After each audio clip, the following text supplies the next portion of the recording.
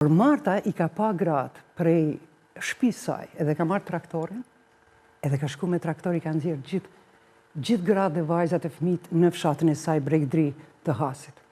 Një hasiane shumë, një lidere e madhe e Hasit, Marta Prekpalaj, ajo ka ka fshatin bashkë përballë Krushës Vogël.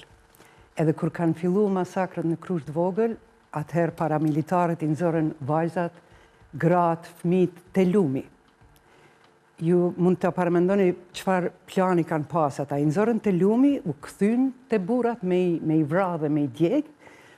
Mund të paramendoni çka kish me ndodhë me vajzat edhe gratë kur të ktheheshin ata.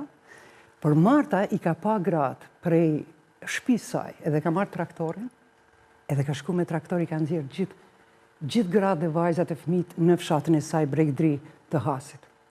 Edhe burrat e fshatit Bregdri, kur e kanë pa një gru që po del me kontribu me ndihmu, kanë vepru edhe ata, i kanë marrë traktorat, i kanë nxjerrë gratë kënej. Edhe ato ishin të dridh ato gra, edhe vajza dhe fëmijë, edhe Marta ata s'kemi kohë shumë, dhe gjeni shumë e kujdes, nuk kemi kohë shumë, duhet përgatitemi edhe t'ikem Shqipëri se kanë marrë tash këtu. Edhe vërtet, mbasi që kanë kryer atë vepër, atë gjenocid që e kanë bën Krushë të Vogël, kanë ardhur edhe në Bregdri, por si kanë gjetë asnjë njeri aty sepse këta veç u largun. Domethënë Krusha e Vogël na lidh sepse Marta tha që ne duhet, Marta si aktiviste motrashëriazi, lidere e hasione, tha duhet të fillojmë edhe në Krushë të Vogël me vepru, me ndihmu gratë. Edhe mund të tregoj që fillimisht nuk kemi folë me gratë, me i pyet si janë, ato flisnin, ato qanin me ne, edhe neve që ndëgjonim, edhe qanin me to. Edhe ma vonë filluam me kurset të ndryshme, e kursi parë që kërkuan ato, ka qenë me ndihmu pozitjen. Sepse, në atë kohë, do më thonë para vrasje, se burave dhe djemve atje,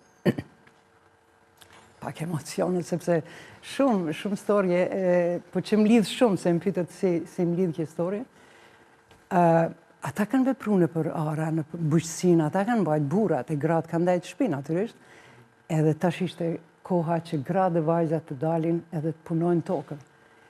Edhe natyrisht organizum kurset për shofere, duke falenderu edhe një gru shumë e zoja nga Prizren që na ofroi edhe pa pare disa gra me u regjistru.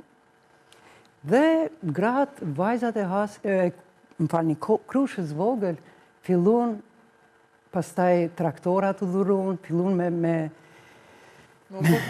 po, jo, me punu tokën edhe me vazhdu jetën. Ka qenë vështirë, po ato vazhduan edhe i rritën fëmijët e tyre. Kjo storje më prek shumë edhe sa herë kaloj andej nuk më i pa ndalë në Krushë të Vogël edhe me i taku gratë dhe vajzat atje.